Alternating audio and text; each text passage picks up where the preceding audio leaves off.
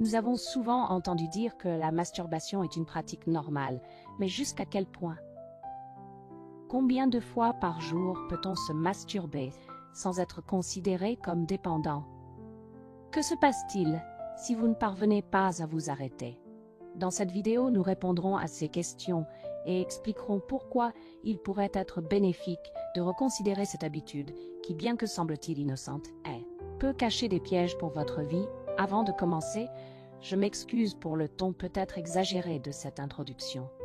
Mais il est essentiel de capter votre attention sur un phénomène moderne qui affaiblit beaucoup d'entre nous, jeunes comme adultes, et peut nous laisser sans volonté. Vous comprendrez ce qui se passe dans notre cerveau d'un point de vue scientifique et philosophique, et découvrirez ce que nous enseignez sur cette pratique. N'oubliez pas de vous abonner à notre chaîne et d'activer la cloche pour ne rien manquer de nos futures vidéos. La médecine actuelle est claire.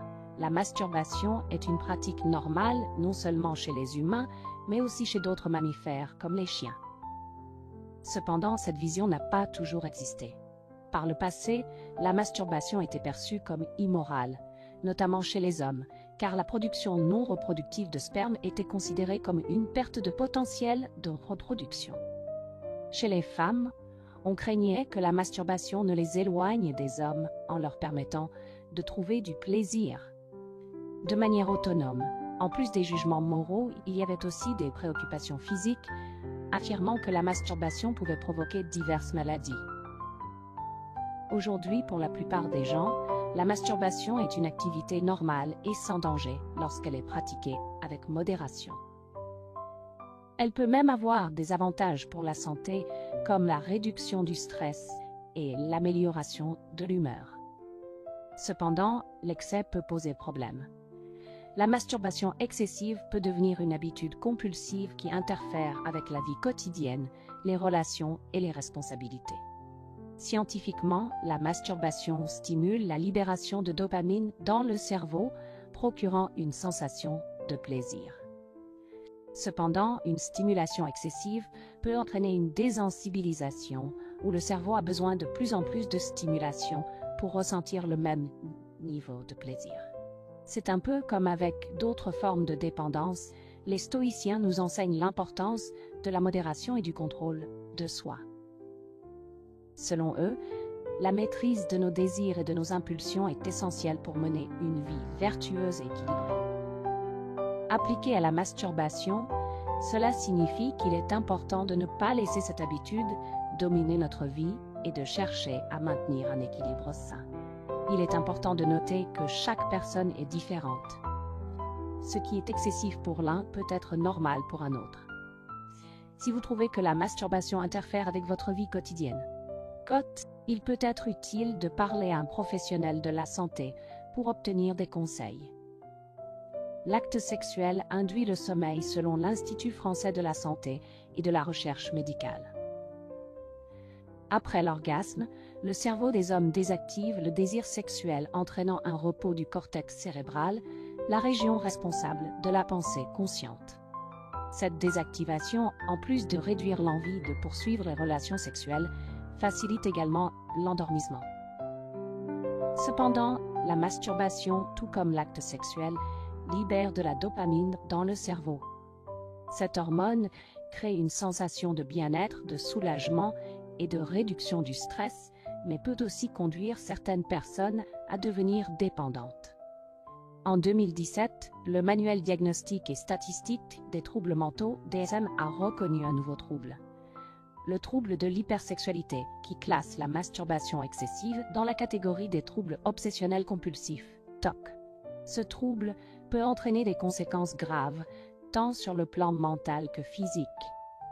Nous vous invitons à reconsidérer cette habitude et à rechercher un équilibre pour une vie plus saine et épanouie.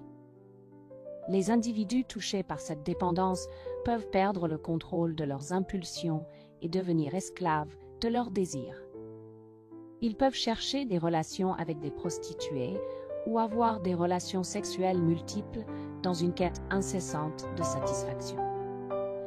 La consommation excessive de vidéos érotiques est également un moyen pour un cerveau saturé de dopamine de rechercher du plaisir.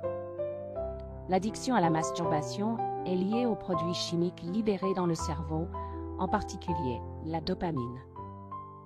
Avec le temps, le cerveau s'adapte à cette libération et demande de plus en plus de dopamine pour obtenir le même niveau de plaisir qu'au début. Cette adaptation pousse à se masturber de manière de plus en plus fréquente. Quand le cerveau réalise que la libération de dopamine est excessive, il commence à bloquer certains récepteurs pour tenter de se réguler, ce qui peut mener à une frustration accrue. À ce stade, la personne peut se masturber de manière compulsive pour satisfaire sa soif de plaisir, ce qui est comparable à la dépendance à la cigarette, au chocolat ou à l'alcool. Cette situation devient alors un cercle vicieux où la recherche de satisfaction ne fait qu'accroître la dépendance et les comportements compulsifs. Pour éviter de tomber dans ce cycle destructeur, il est crucial de développer l'autocontrôle et de comprendre la vision du plaisir et de la luxure sous un angle équilibré et réfléchi. Maîtriser ses désirs et adopter une approche plus saine et consciente de la sexualité peut aider à prévenir les problèmes liés à l'addiction à la dopamine et à la masturbation. Des pratiques comme la méditation, l'exercice physique et la recherche de connexions sociales authentiques peuvent également aider à réguler les niveaux de dopamine de manière naturelle et saine.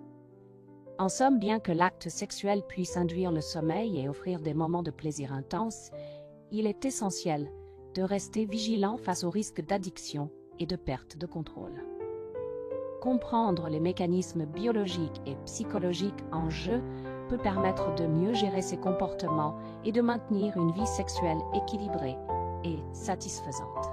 Les paroles des anciens et les pensées intimes de Sénèque explorent les profondeurs des passions humaines, un héritage qui continue de nous captiver. Pour les stoïciens, la masturbation n'était pas simplement une recherche de satisfaction charnelle, mais une opportunité d'explorer les limites du corps et de l'esprit.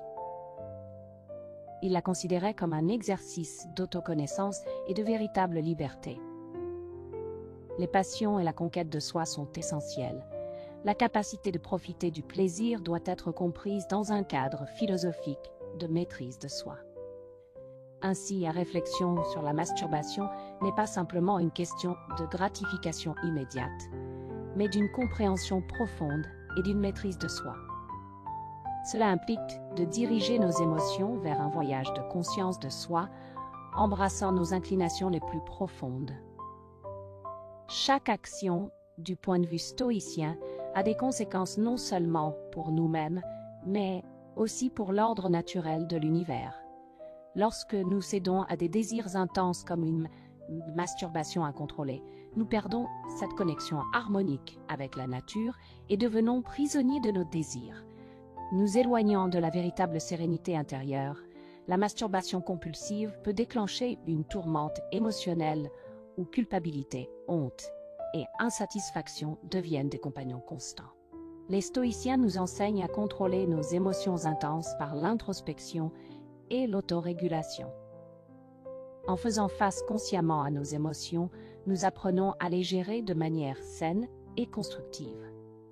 Ils nous encouragent à trouver la paix intérieure en nous-mêmes, où la véritable satisfaction réside dans notre autodiscipline et notre capacité à trouver la joie dans ce qui est simple et vertueux. Permettez-moi de partager une histoire personnelle inspirante. Je connais quelqu'un qui luttait autrefois contre la masturbation compulsive, cherchant un refuge momentané dans le plaisir, mais faisant face à une tempête émotionnelle après chaque acte. Après avoir étudié les enseignements stoïciens et pratiqué l'autocontrôle, cette personne a connu une transformation profonde.